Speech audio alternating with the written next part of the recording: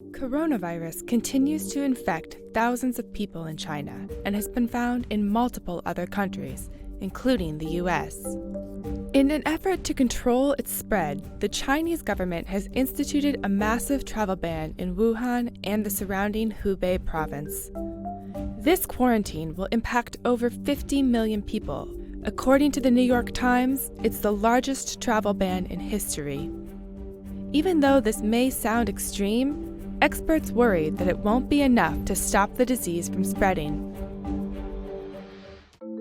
Quarantines are intended to stop the spread of disease by keeping those who may be infected away from those who haven't been exposed. They differ from isolation, which refers to the practice of restricting the movements of those who are already showing symptoms.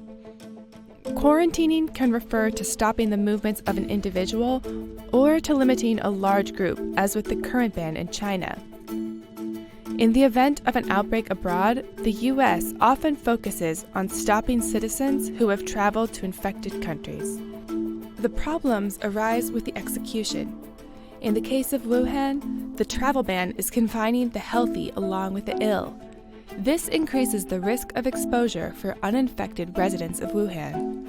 Furthermore, the mayor of Wuhan estimated that 5 million citizens left the city before the ban was put in place, significantly limiting the effectiveness of the ban. Large geographic bans are also difficult to enforce. A 2014 attempt to combat Ebola virus by quarantining the West Point slum in the capital of Liberia resulted in violent outbreaks. In this example, some residents attempted escape or bribed their way out. In Wuhan, public transportation has been stopped and flights have been canceled, but residents would still be able to leave on foot. In the case of individual quarantines, it can be difficult to assess a patient's exposure to germs. Since the goal is to select people who have been exposed to the virus but aren't yet showing symptoms, it's not enough to screen for a fever. Simply stopping everyone who may have been to an infected area could result in detaining people who haven't had any exposure to the illness, a practice that breeds discontent and mistrust of the government.